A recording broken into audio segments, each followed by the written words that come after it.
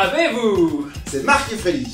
Bienvenue dans Setup, l'émission biblico-cocasse. Dans Setup, on pense, On prie, on pioche, on priorise, on parle on publie et on part. en live.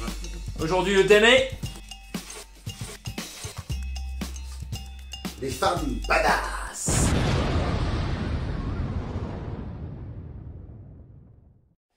Et oui, d'aucuns disent que les religions sont machistes, que la Bible relègue la femme à la maison.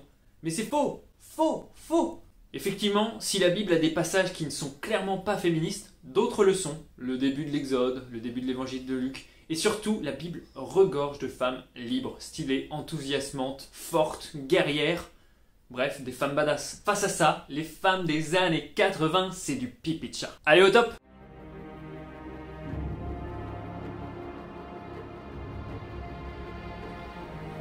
Quand Israël sombre dans l'adversité, quand le peuple n'a plus d'espoir, que reste-t-il?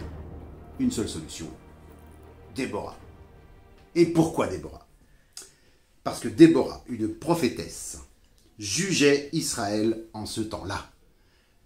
Déborah est juge et prophétesse. Elle est juge, c'est-à-dire que c'est elle qui dirige. C'est le girl power. Et oui, à cette époque, les Juifs n'avaient pas de roi, car Dieu était leur roi. Et c'est elle qui appelle et institue Barak. Prophétesse, elle parle avec Dieu. Elle lui transmet ses messages.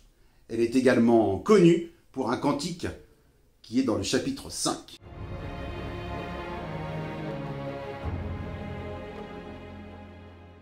On revient un tout petit peu dans le passé avec un autre personnage, Rahab.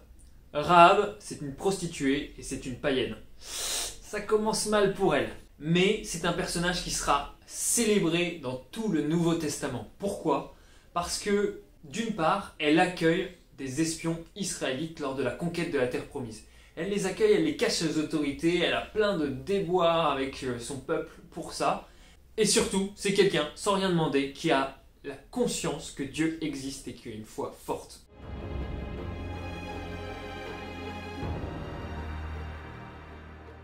Quelques années après la résurrection de Jésus, on rencontre une nouvelle femme.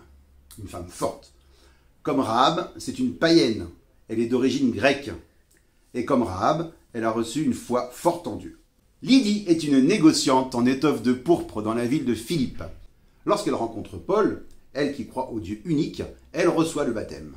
Et à partir de ce moment-là, elle les invite comme ça. Mais sauf qu'à cette époque, une femme n'invitait pas des hommes étrangers chez elle. Lydie est une personne indépendante et elle fait ce qu'elle veut chez elle.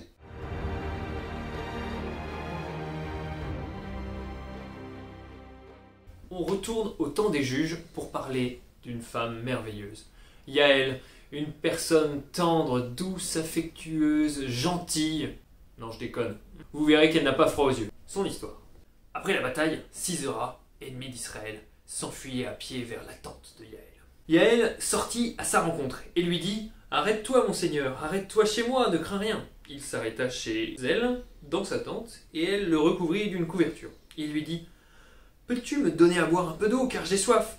Elle ouvrit l'outre de lait, le fit boire et le recouvrit. Il lui dit « Tiens-toi à l'entrée de la tente. Si quelqu'un vient et t'interroge en disant « Y a-t-il quelqu'un ici ?» tu diras « Non. » Mais Yaël prit un piquet de la tente, saisit dans sa main le marteau, entra auprès de lui doucement et lui enfonça dans la tempe un piquet qui alla se planter dans la terre.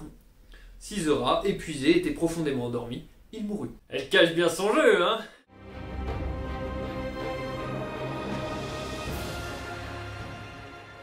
Alors, dans le même style, je fais semblant d'être une chose fragile, mais ce n'est qu'une apparence, je vous présente Judith. Et alors Judith, tout un livre lui est consacré. C'est une veuve qui vit dans une ville qui est assiégée par les Babyloniens. La cité désespère, mais Judith a la foi. Elle se fait papante et décide d'aller voir l'armée ennemie pour devenir une indique. Là-bas, elle rencontre qui? Le chef des troupes, Holoferne. Il la trouve canon et lui propose un date. Alors Judith, elle rentre dans son jeu, elle le fait boire et une fois qu'il va être bien saoul, pendant qu'ils sont sur le plumard, elle prend son sabre, elle s'approche, elle empoigne la chevelure d'Holoferne et dit « Seigneur, rends-moi forte en ce jour, Seigneur Dieu d'Israël !» et par 2 fois, elle le frappe au cou de toute sa vigueur et en détache la tête. Alors, d'après vous, quelle est la morale de cette histoire? Et vous allez le mettre en commentaire. 1. Ne jamais se saouler. 2. Ne jamais dormir avec un sabre à côté de son lit. 3. Ne jamais dormir, tout simplement. Hein. Et 4. Ne jamais sous-estimer une femme.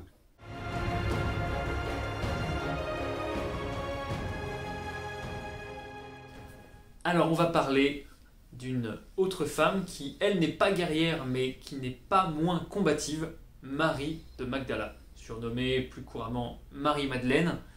Marie-Madeleine, ah, combien de foutaises ont été dites sur Marie-Madeleine. Nous n'allons pas ajouter d'eau à ce moulin, nous allons plutôt nous contenter de rappeler un fait essentiel sur Marie-Madeleine.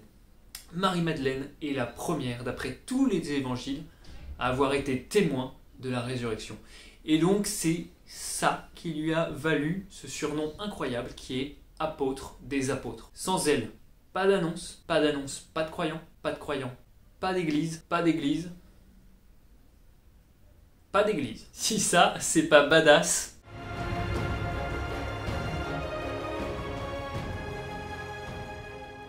Pour terminer, on continue avec les maris. Parce qu'à l'époque de Jésus, toutes les femmes s'appellent Marie, comme dans le film Re, où tout le monde s'appelle Pierre. Mais cette Marie-là, elle sort du lot. Pourquoi? D'abord, elle est comblée de grâce. Deuxièmement, c'est quand même la mère de Dieu. Excusez-moi du peu.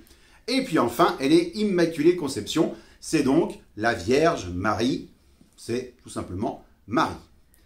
Et Marie, elle va dire oui à l'appel du Seigneur. Et puis surtout, elle va se mettre en route. Une jeune fille mère qui va partir toute seule, sans protection, faire 150 km à pied pour aller voir Elisabeth et lui dire « Coucou, bonjour, je suis enceinte ». Si ça, c'est pas badass, d'ici là, Sonnez les cloches. tournez-vous les pouces. Commentez. Et c'est tout pour aujourd'hui. Il faut mettre du gel. Ouais. Ça, c'est quand même des potes Covid, faut pas récupérer, c'est quand même... Hop. Pas plus haut que le bord. Ouais. Ah. Eh ben, une bonne chose de faite, hein.